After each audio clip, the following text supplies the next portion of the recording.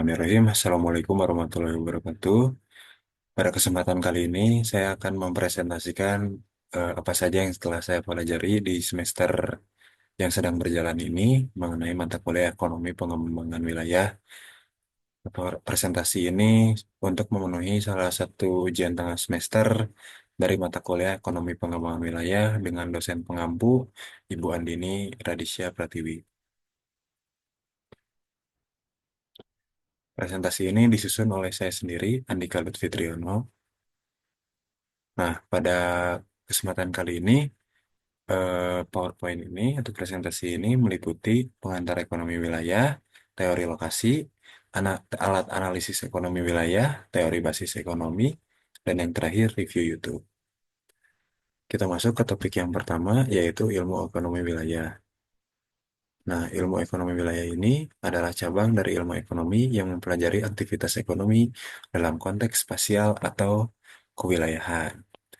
Nah, fokus utama dari ilmu ekonomi wilayah ini yaitu eh, bagaimana sumber daya ekonomi didistribusikan secara grafis, bagaimana interaksi antar wilayah terjalin, seperti eh, dan bagaimana lokasi mempengaruhi keputusan ekonomi seperti penempatan industri, pusat perdagangan, serta pemukiman.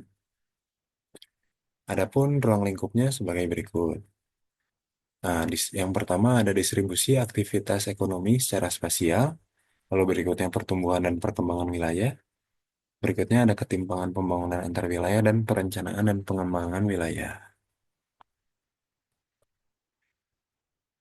Nah, untuk adapun teori-teori, kita masuk ke teori dalam ilmu ekonomi wilayah.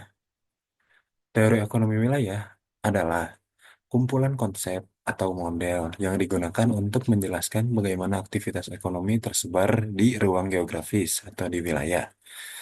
Dan apa aja sih faktor yang mempengaruhi pertumbuhan lokasi serta ketimpangan ekonomi antar wilayah. Adapun teori-teorinya sebagai berikut. Yang pertama ada teori lokasi industri.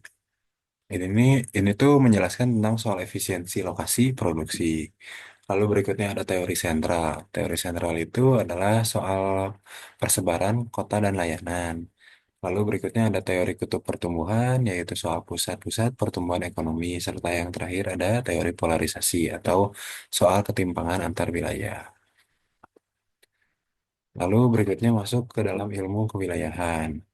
Nah, ilmu kewilayahan ini adalah cabang ilmu yang mempelajari wilayah sebagai kesatuan geografis, sosial, ekonomi, dan politik yang berfokus pada dinamika. Nah, perencanaan dan pengelolaan wilayah secara berkelanjutan, ruang lingkupnya mencakup struktur wilayah, tata ruang, pembangunan, serta interaksi antar wilayah, dan melibatkan berbagai disiplin ilmu karena sifat wilayahnya yang kompleks. Berikutnya ada teori-teori pertumbuhan dan pengembangan wilayah. Yang pertama ada teori klasik. Teori klasik ini menjelaskan pertumbuhan wilayah melalui mekanisme pasar dan penyebaran alami dari daerah maju ke daerah yang tertinggal. Namun ada kurangnya yaitu kurang memperhatikan pemerataan wilayah. Berikutnya ada teori aglomerasi. Teori aglomerasi ini mengungkapkan kecenderungan perusahaan berkumpul di suatu lokasi untuk efisiensi dan akses pasar. Lalu berikutnya ada teori klaster. Teori klaster ini menekankan pentingnya pengelompokan perusahaan, institusi, dan industri yang saling terkait dalam satu wilayah. Yang terakhir ada teori urbanisasi. Teori ini membahas perpindahan penduduk dari desa ke kota. Nah, ini tuh mempengaruhi juga pertumbuhan penduduk dan aktivitas ekonomi di kota. Lalu berikutnya, eh, dalam konteks ekonomi, pengembangan wilayah, pemilihan lokasi memiliki dimensi yang lebih luas dibandingkan sekadar pertimbangan bisnis mikro. Hal ini mencakup faktor-faktor sosial, ekonomi, lingkungan, dan kebijakan yang mempengaruhi pertumbuhan dan pemerataan pembangunan antar wilayah. Nah, adapun faktornya sebagai berikut.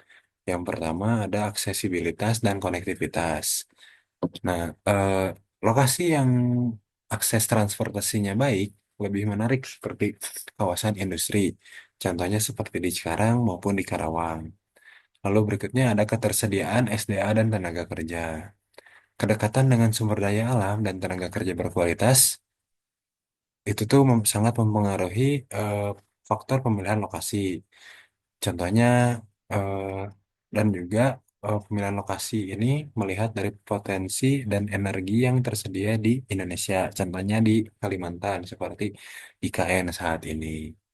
Lalu ada kondisi sosial, budaya, dan lingkungan. Serta yang terakhir ada potensi pasar. Nah, potensi pasar ini maksudnya lokasi dekat pasar atau konsumen sasaran seperti Jakarta yang menjadi pusat ekonomi dan distribusi. Lalu berikutnya kita masuk ke teori growth without development. Growth without development ini menggambarkan fenomena di mana suatu negara mengalami pertumbuhan ekonomi signifikan tanpa peningkatan kesejahteraan sosial dan pemerataan pembangunan. Lalu berikutnya ada alat analisis dalam ekonomi wilayah. Yang pertama ada teori growth pole. Pertumbuhan ekonomi wilayah, yang pertama ada teori growth pole. Pertumbuhan ekonomi wilayah terpusat pada titik tertentu yang disebut pusat pertumbuhan. Lalu ada autokorelasi spasial, mengukur hubungan antara nilai variabel di lokasi yang berbeda dalam suatu wilayah. Lalu berikutnya ada location question. Nah, location question ini adalah mengukur spesialisasi sektor di suatu wilayah dibandingkan rata-rata nasional. Yang berikutnya ada keunggulan komparatif. Nah, ini tuh menekankan pentingnya fokus pada sektor yang dapat diproduksi dengan biaya lebih rendah dibandingkan wilayah lain. Lalu berikutnya ada teori basis ekonomi. Teori basis ekonomi ini menjelaskan bahwa pertumbuhan ekonomi wilayah terutama dipengaruhi oleh sektor-sektor yang menghasilkan pendapatan dari luar wilayah atau sektor basis. Lalu ada pendapatan eksternal ini menggerakkan ekonomi lokal melalui permintaan barang dan jasa lokal atau sektor non-basis. Nah, teori ini juga dibagi dua sektor. Yang pertama ada teori basis, lalu yang berikutnya ada teori non-basis. Teori basis ini menghasilkan barang atau jasa untuk dijual ke luar wilayah dan menjadi sumber pendapatan eksternal. Contohnya seperti industri ekspor, pariwisata internasional, dan pertambangan. Lalu berikutnya ada teori non-basis. Ini tuh melayani kebutuhan lokal tanpa menghasilkan pendapatan dari luar. Contohnya seperti toko kelontong, atau toko lokal, restoran, dan melayani kesehatan lokal. Nah, di samping itu ada juga pengganda basis ekonomi. Pengganda basis ekonomi ini eh, salah satunya adalah mengukur dampak sektor basis terhadap ekonomi wilayah, menghitung efek ganda terhadap lapangan kerja dan pendapatan di sektor non-basis. Serta pengganda juga dihitung dengan membandingkan total tenaga kerja dengan tenaga kerja sektor basis. Lalu berikutnya ada model Taibot. Taibot ini adalah menjelaskan efisiensi penyediaan barang publik lokal berdasarkan pemilihan individu. Namun, asumsi model ini sering dianggap tidak realistis seperti mobilitas sempurna, informasi lengkap, dan terbatasnya pilihan. Model ini juga dapat mengarah pada masalah ekuitas, di mana komunitas kaya memiliki layanan lebih baik dengan pajak lebih rendah. Lalu eh, berikutnya ada tipologi klasen. Tipologi klasen ini saya mengambil dari sepengetahuan saya yaitu tentang teori tipologi klasen di daerah Bulukumba. Nah, ini tuh teori tipologi klasen di Kabupaten Bulukumba menggunakan data BPS 2015 hingga 2019. Nah, ini tuh menunjukkan bahwa sektor basis memiliki peran penting dalam mendorong pertumbuhan ekonomi daerah dengan kontribusi signifikan terhadap pertumbuhan yang tinggi. Oleh karena itu, kebijakan pembangunan daerah perlu difokuskan pada penguatan dan pengembangan sektor-sektor tersebut guna meningkatkan daya saing dan kesejahteraan masyarakat. Lalu berikutnya kita masuk ke mereview YouTube atau webinar yang telah disampaikan sebelumnya. Saya memilih webinar Kawasan Ekonomi Khusus atau KEK dengan keynote speech Bapak Erlangga Herranto, Bapak Bahlil Lahadialia, serta Ibu Sri Mulyani Indrawati. Lalu narasumbernya ada Bapak Askolani sebagai Dirjen Bea Cukai, Bapak Iqbal Lukman, Bapak Agus Rofiudin, serta Bapak Ellen Setiadi. Nah, webinar kali ini memiliki judul Sinergi Pulihkan Negeri, Bangkitkan Ekonomi. Nah, dalam webinar yang diselenggarakan pada hari Senin, 13 September 2021 ini, Menko Perekonomian yaitu Bapak Erlangga Hartarto, beliau menegaskan bahwa kawasan ekonomi khusus atau KAK merupakan instrumen strategis untuk mendorong pemerataan pertumbuhan ekonomi dan menarik investasi. Nah, ia pun menyoroti bahwa pentingnya daya tarik KEK eh, bagi investor, serta penciptaan lapangan kerja berkualitas, eh, serta pemulihan ekonomi nasional. Lalu berikutnya ada eh, pendapat dari Menteri Investasi yaitu Bahlil Lahadialia. Nah, beliau menegaskan bahwa KEK merupakan instrumen strategis untuk mendorong pertumbuhan ekonomi yang merata. Ia juga menekankan bahwa pentingnya daya tarik KEK bagi investor dan penciptaan lapangan kerja berkualitas. Sebenarnya hampir mirip juga dengan apa yang dikemukakan oleh Bapak Erlangga Hartarto. Lalu berikutnya ada tanggapan dari Menteri Keuangan Ibu Sri Mulyani menilai bahwa kawasan ekonomi khusus sebagai instrumen strategis pada saat masa pasca pandemi. Karena sewaktu masa pandemi itu pasti perekonomian turun dan juga eh, daya jual atau daya minat juga pasti turun. Nah, Ibu Sri Mulyani ini menekankan bahwa eh, negara Indonesia harus siap dan harus sesegera mungkin mengikuti eh, seperti di luar negeri yang menekankan kawasan ekonomi khusus di berbagai wilayah yang ada di Indonesia untuk menstabilkan ekonomi terutama di wilayah Indonesia. Lalu berikutnya pendapat dari para narasumber.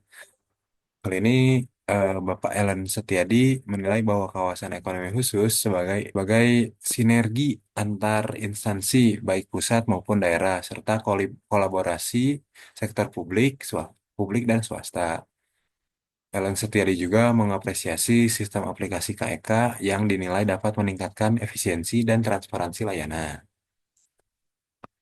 Lalu berikutnya ada Bapak Agus Rofiudin. Nah, menekankan bahwa peran strategis kawasan ekonomi khusus dalam mendorong pertumbuhan ekonomi di Indonesia. Nah, ia juga menyoroti bahwa KEK ini dapat menciptakan lingkungan yang kondusif bagi aktivitas investasi, ekspor, dan perdagangan yang pada gilirannya akan mempercepat laju pertumbuhan ekonomi nasional. Nah, dari tanggapan para narasumber dan juga para ahli, saya dapat menyimpulkan bahwa secara keseluruhan para narasumber sepakat bahwa KEK ini merupakan instrumen strategis dalam mendorong pertumbuhan ekonomi di Indonesia secara merata. Dengan dukungan sinergi antar instansi, penerapan sistem aplikasi yang efisien, dan komitmen untuk mengatasi tantangan yang ada, KEK diharapkan dapat memberikan dampak positif bagi perekonomian nasional dan daerah. Pada kesempatan kali ini, eh, saya akan memberikan kesan pesan selama perkuliahan ekonomi pengembangan wilayah berlangsung. Selama saya mengikuti perkuliahan ekonomi pengembangan wilayah yang dibimbing oleh Ibu Andini Radisya Pratiwi, eh, ini merupakan salah satu pengalaman akademik saya yang sangat bermakna. Kenapa bermakna? Karena eh, Ibu sendiri mampu menciptakan suasana belajar yang kondusif, terstruktur, dan penuh semangat pada saat mengajar. Walaupun sudah waktu jam istirahat, tapi Ibu tetap semangat. Materi yang disampaikan juga tidak hanya bersifat teoritis, tetapi juga dikaitkan dengan langsung dengan permasalahan yang real saat ini yang kita hadapi sekarang. Hal ini membantu saya untuk memahami bahwa keterkaitan antara konsep ekonomi pembangunan dengan isu-isu ketimpangan regional, urbanisasi, serta perencanaan tata ruang dan peran strategis pemerintah daerah. Untuk pesannya, saya sangat berterima kasih kepada Bu Andini karena atas segala ilmu, bimbingan dan semangat yang telah diberikan selama semester ini berjalan, serta saya dan teman-teman bisa memahami materi yang Ibu jelaskan atau yang Ibu berikan. Harapan saya perkuliahan ini juga dapat terus dikembangkan, mungkin dengan penambahan studi lapangan atau kita mungkin visit ke instansi pemerintahan agar mahasiswa seperti saya dan rekan-rekan bisa melihat secara langsung bagaimana teori yang dipelajari dan diterapkan dalam praktek. Akhir kata saya mengucapkan terima kasih kepada Bu Andini. Semoga sehat dan lancar selalu urusannya. Terima kasih atas dedikasinya dalam mengajar dan membimbing kami, terutama saya dan juga rekan-rekan. Terima kasih. Wabillahi taufiq wal hidayah. Wassalamualaikum warahmatullahi wabarakatuh.